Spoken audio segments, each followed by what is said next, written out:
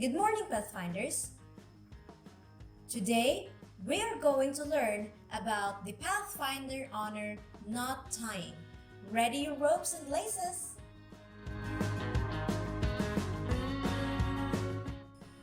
Ropes. Useful, long, fun.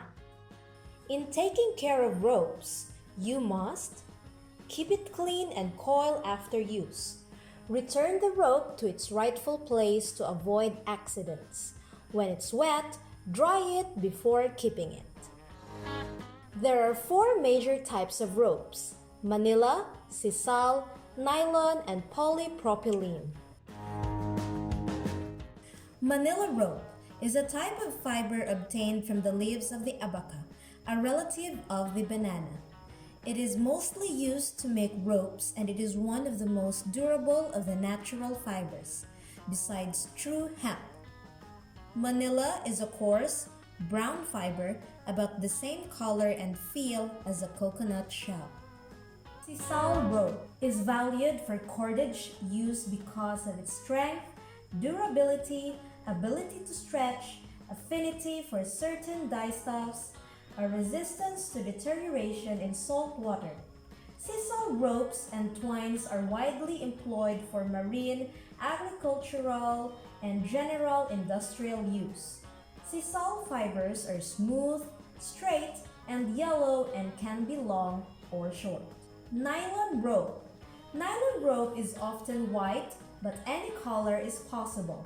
It has a smooth, silky feeling to it, and it coils easily. Nylon rope does not float in water. It is a synthetic fiber rope. Polypropylene rope.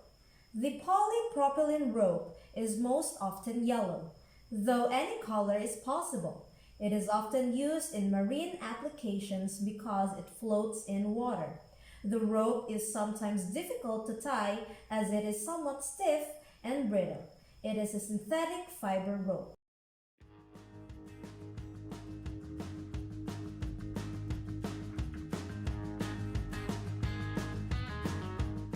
Before we're going to have the knot tying proper, let us know first the different kinds of basic knot tying terms. Working end. The active end being used to tie the knot. Standing end. The end not being used in the tying of the knot. Bight. A curved section or slack part between the 2 ends of a rope. Loop. A shape produced by a curve that bends around and crosses itself.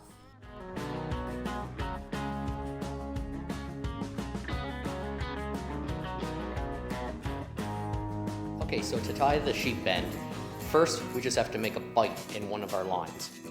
From there, feed your other line up through the bight, then wrap around your bight, and then tuck it in under itself. The sheep bend's a good quick knot to join 2 lines. You can do it with a single wrap, or you can do it with additional wraps. Let me show you the sheep bend with an additional wrap.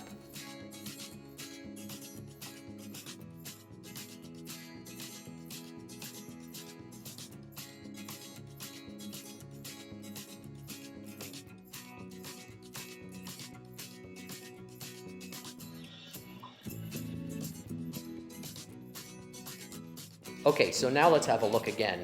This time I'm going to use thicker ropes of different color. Again, we're first going to make a bight in one of our lines. Then we're going to feed our other line up through the bight, and then wrap around our bight, and then tuck it in under itself. Pretty easy.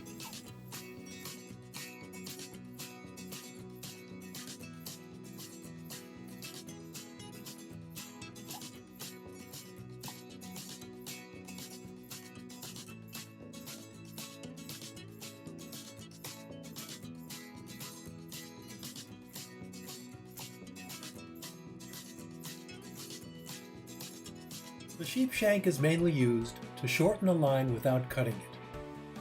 One approach to tying a sheep shank is to lay the line on a surface and form a front or backward S-shaped pattern, putting 2 bites in the line like so. Next, apply a half hitch over the right and left bites.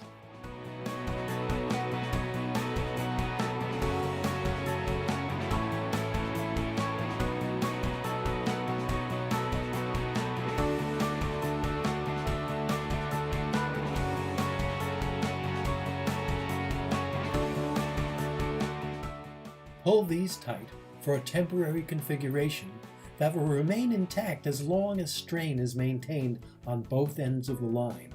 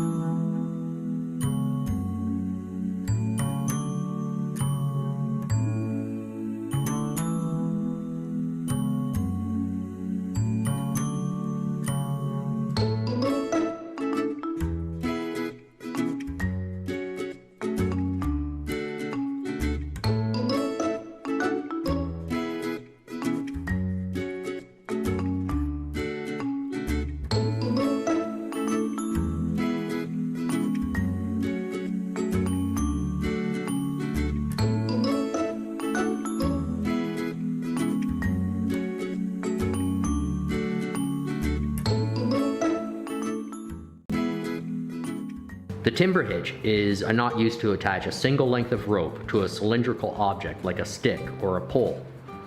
Traditionally, the timber hitch was used to drag or hoist a log or a pole. Although the timber hitch doesn't appear to be very secure, the knot will cinch against the log when being pulled. It's a knot that's very convenient for hoisting boards and timbers, as it can't jam and can be easily loosened. The timber hitch is also known as the bower's knot because of its use in attaching the end of a bowstring to a longbow. Okay, so let's have a look at how to tie the timber hitch. Begin to tie the timber hitch by passing one end around the log or anchor point. Then wrap the working end once around the standing part. From there, make a wrap between the working end and the log. Then make a second wrap the same way. This knot is secure while tension is maintained. It's easily untied even after heavy loading. Like that. So with the timber hitch, what we're going to do is we're going to take this rope, we're going to wrap it around the tree, and I'm going to take the working end and lay it on top of the standing end. Then I'm going to take the working end and bring it around behind or underneath the standing end and wrap it on itself, back along itself, 4 or 5 times like this.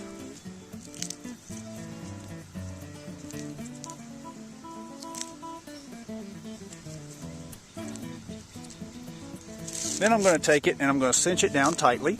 And what you'll see is that I have the standing end going around the tree, the working end looping over the standing end, underneath it, and then wrapped around itself several times. What this does is the more I pull this rope, the harder the load is on this rope, the more that this rope actually cinches down on itself, the working end tightens up on itself, and the more secure the knot is. I can pull this and it's not going to let go. The nice part about this is that once I release tension off of this, the knot easily comes undone.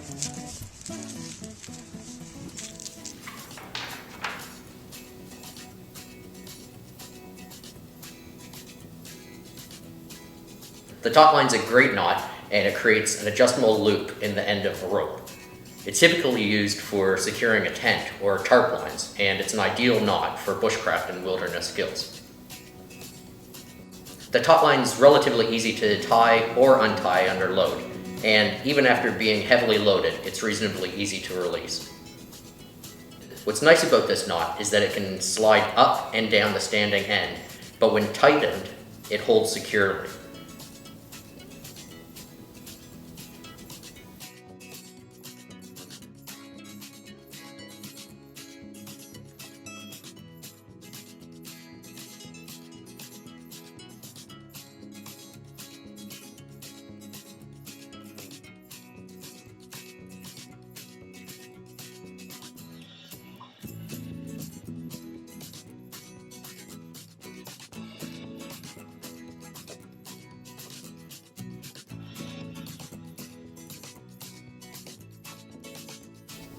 A load on the standing end will grip the knot to the rope or the object. If you want, you can add a stopper knot like a half hitch, and that'll help stop the rope from sliding and becoming loose.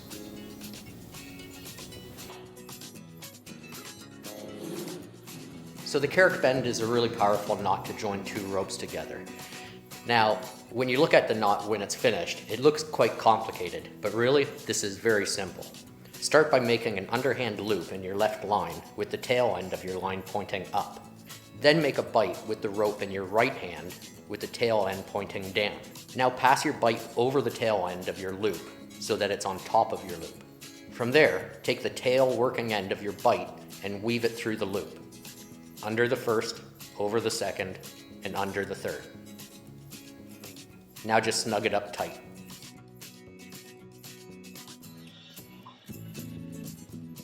Okay, so now let's have a look again with thicker ropes of different color.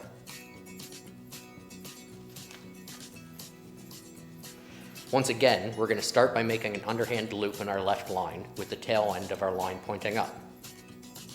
Then we're going to make a bite with our rope in the right hand with the tail end pointing down. We pass our bite over the tail end of our loop so that it's on top of our loop. And then we take the tail working end of our bite and weave it through the loop, under the first, over the second, and under the third. And again, we just snug it up tight.